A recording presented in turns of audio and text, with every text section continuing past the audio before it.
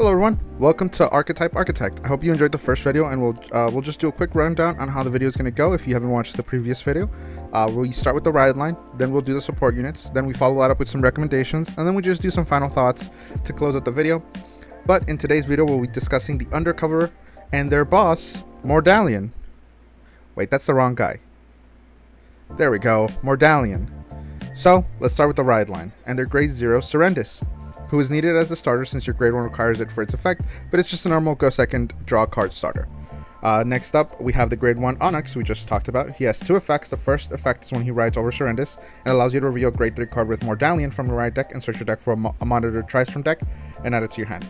We'll discuss monitored Trice later, so for now let's just move on to his second effect, which grants him plus 2k power if your order zone has 2 or more monitored Trice. So he's a 10k booster or attacker, which is not bad. And as we move on to the grade 2, we'll see why getting 2 monitored Trice is pretty easy.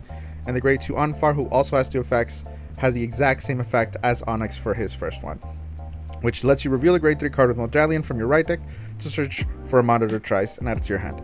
And just like Onyx, Onfar also gains power if you have 2 monitored Trice in order zone, except Onfar gains plus 5k instead of 2k. Now we move on to the main man himself, MORDALION. How does this guy keep getting in here? There we go, MORDALION. This unit has 3 abilities. The first grants all of your undercover units plus 5k if you have 3 or more monitored Trice in order zone. This power gain is only during your turn, but still a solid power increase, with it adding a total power of 30k to your board if all 6 of your units are undercover. The second ability is that once per turn, you can Energy Blast 2 to look at top 7, and then you choose cards up to the number of monitored Trice in order zone and put 1 under each monitored Trice as an undercover gauge if that monitored Trice doesn't already have one. It's a solid way of deck thinning and works with the next ability, which is when he attacks, allows you to counterblast 1, choose 2 cards with undercover in their card names from your undercover gauge, and you call them to rear in the same column. So we have a 4th attack with just our boss. Overall, the strength of this deck will rely on the power of the rear guard undercover units. MORDALION does have a lot of good things going for him, so now let's look at what support he was given. We'll start with monitored Trice, the set order that the deck relies on to have him play to get all its effects going. It is unfortunately a grade 2 set order, which means that to have 3 in play, you will have to get a second grade 3 turn, which might be a bit rough with how aggressive the format is shaping to be in upcoming sets, but nonetheless, monitored Trice can be played from drop if your Vanguard is undercover, so there's no worry about discarding it. When it's played into order zone, you can look at top 7, put 1 card face down as an undercover gauge, so you don't have to rely completely on MORDALION to get yourself some gauges. The card themselves will get you at least 1. I do wish this card was grade 1 so we could start thinning on turn 1, but unfortunately nothing we can do now. The card's already been released. But let's move on to the actual unit cards themselves, starting with maybe a familiar face to some of you, and that's Obscudate, who is Ava's bodyguard or companion in the Craycross Epic storyline, who shows up here as an undercover unit. This Obscudate is grade 3 and he has a few effects. The first lets you call him from the undercover gauge to back row center rearguard, which is not really where you want to have grade 3s, but his second ability is the reason that he calls back there, which is that he can attack from the back row center rear if your Vanguard is a grade 3 or greater unit with undercover. He also gains plus 10k, so now the deck has a total of 5 attacks with quite a decent power behind them, right? The last ability on Obscudate activates when he attacks from the back row center column. Both Vanguards are grade 3, with yours needing to be at least an undercover unit. No drive checks haven't been performed by a rearguard this turn, and then you can Soul Blast 1 to have him perform drive checks, but he loses a drive. He also puts himself on the bottom of the deck if he uses this ability, so he is removing himself from board, but hopefully you can thin the deck enough to get yourself another one, or have another one ready in your order zone ready to be called out next turn. As he's a very good card, not needing to discard to get that extra drive check is pretty good, so there's no real hassle. But let's move on to the next grade 3 support unit, and that is Sois, who has 1 effect, and it grants him plus 5k power, and he can't be retired by your opponent's card effect as long as you have 2 or more monitored Trice in order zone. Solid 18k attacker, and if you do get the 4th turn, he becomes a 33k attacker when you add the boss the boost from Persona Ride and from MORDALION, which is pretty good. You're gonna essentially force 2 cards to guard, always nice, right?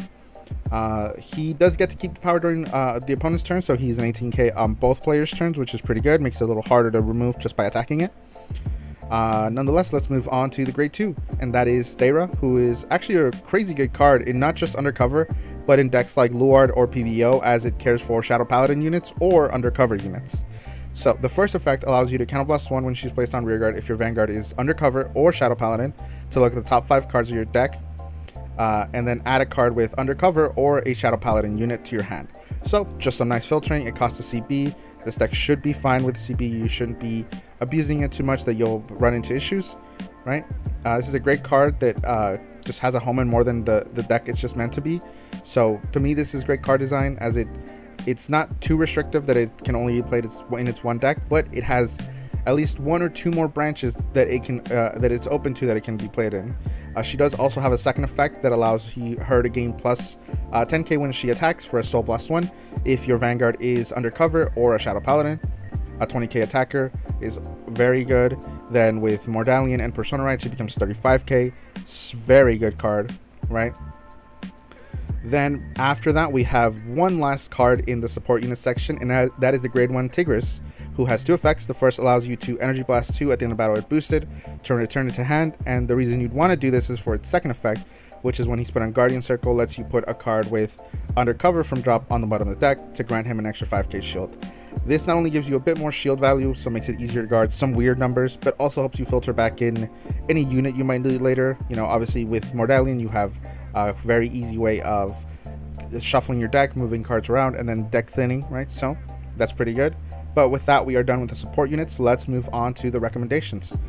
Starting this section with a quick disclaimer that if you wanted to just play every Undercover card at max, you are left with one slot after you add triggers and PGs. So if you want to play a Regalis piece, there is going to be zero room for you to add anything else.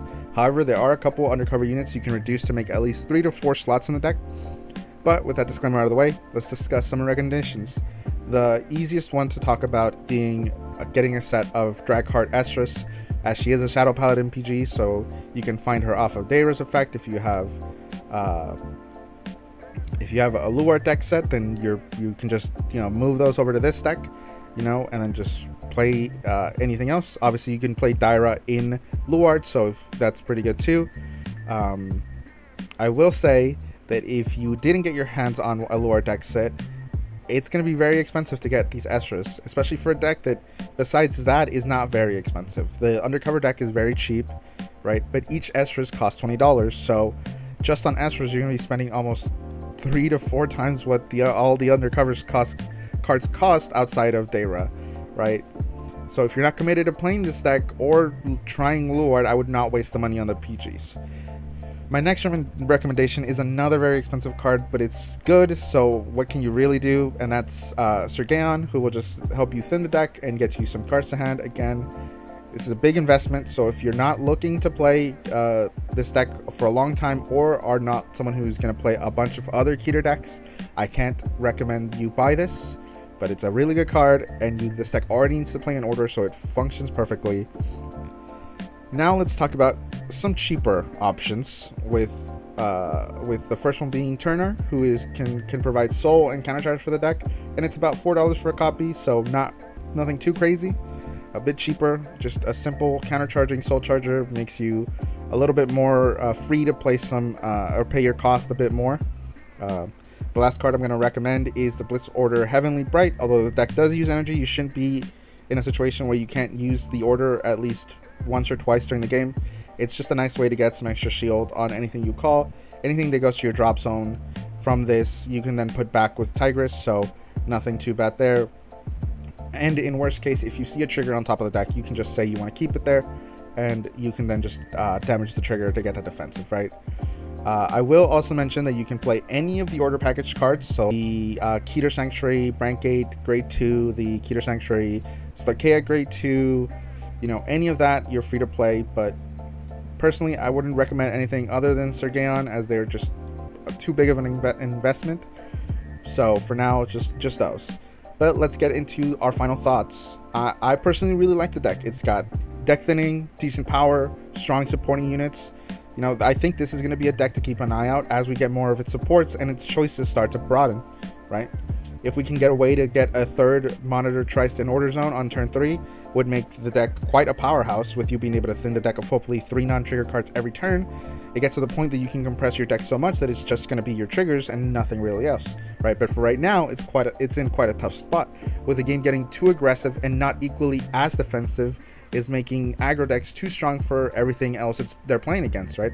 They have no real check, and this deck will be an unfortunate victim of that, because you can't aggro at the same pace since you are locked to turn 4 for your power increase. Obfuscate also being required for both Vanguards to be at grade 3 for it to get that drive check means you can't use it going first, and if you're not going first, then getting a 4th turn is going to be a real struggle. Overall, the deck does have a lot going for it, and I'm excited to see it shine in the future, but for right now, it's a victim of what the format is becoming, and unless Bushiroad does something to implement more defensive ways of playing, these aggro decks are just going to keep running unchecked with nothing to really stop them, right? But with that, we'll end the video here. But before you leave, I would like to know if there's any thoughts you have on this series so far, and anything you'd like to improve or add.